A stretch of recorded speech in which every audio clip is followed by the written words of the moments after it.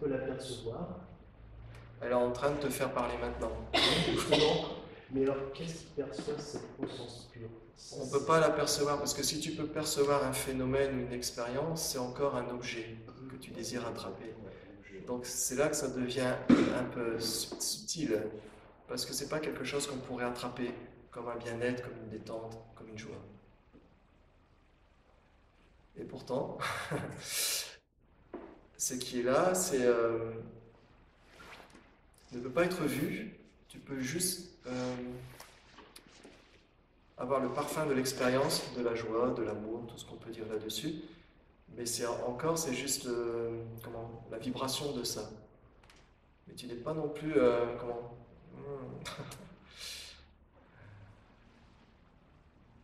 il n'y a pas deux en fait. Il n'y a pas quelqu'un qui verrait. Il y a toi en tant que présence, qui voit l'identité, qui voit le jeu de l'intellect, qui voit le jeu des émotions, qui voit l'histoire se dérouler.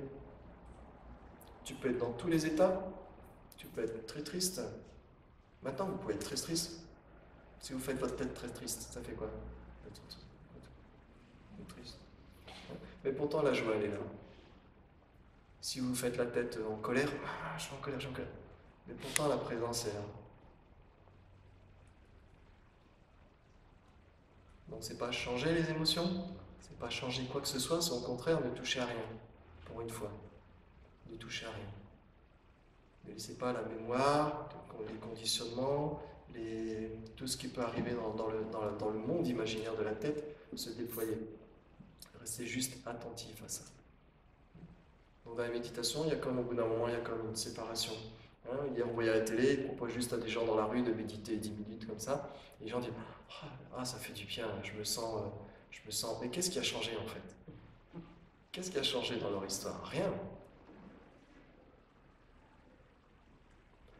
Mais il y a comme à un moment donné, s'il y a comme une pause, votre histoire est en pause.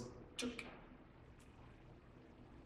Et cette pause, elle n'empêche pas l'histoire de se faire, mais ce que vous êtes a comme une sorte de retournement, et vous voyez en temps réel ce qui n'est pas. Donc, quels que soient les messages qui sont envoyés dans votre tête, quelles que soient les informations qui sont envoyées dans la tête, ne sont plus validées spontanément. Il n'y a plus de validation. Il y a juste l'expérience de voir ça. Et cette expérience est vue aussi. Alors en fait, je vois, mais je ne vois pas qui voit. Tu peux pas? C'est ça que je cherche. Tu peux pas? Imagine tu as un œil. Et on te dit, la conscience c'est un œil. Tu vas trouver la conscience, tu vas voir que tu as un œil. Et puis ton œil commence à regarder partout. À regarder partout. Et tu dis, mais je vois pas, c'est trop difficile, j'y arrive pas. C'est ça le soi. Et c'est ça le problème. Ouais. C'est ça le soi qu'on cherche. Ouais. Et tout ce lâcher-prise à un moment donné où on médite, où on en a ras-le-bol de certaines choses, tout ce lâcher-prise, c'est le soi qui veut se retrouver à l'intérieur du soi. Parce qu'il y a comme une sorte de séparation, qui est aussi une image, une illusion, entre nous et le soi. Il y a comme une sorte de séparation. Donc voyez en méditation ce qui est réellement là, il n'y aura que le soi.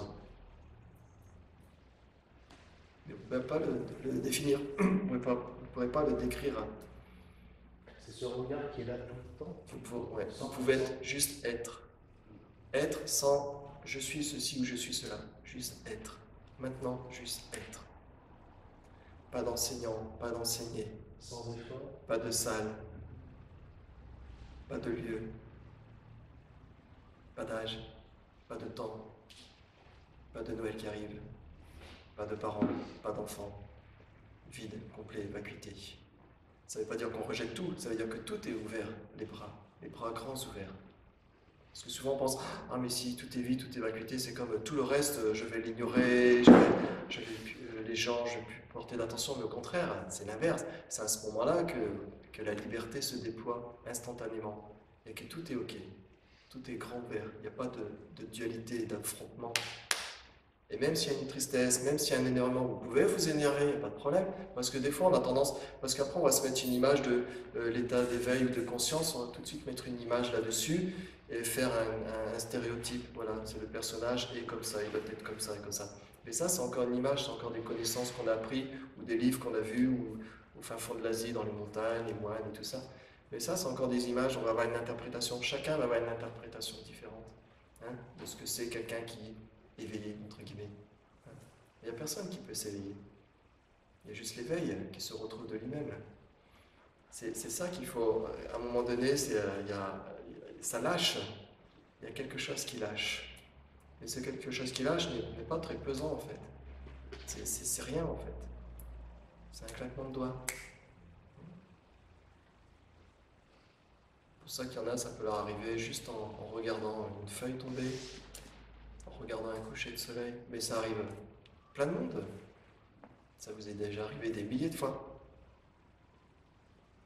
Mais c'est comme on passe à côté et on repart là-dedans.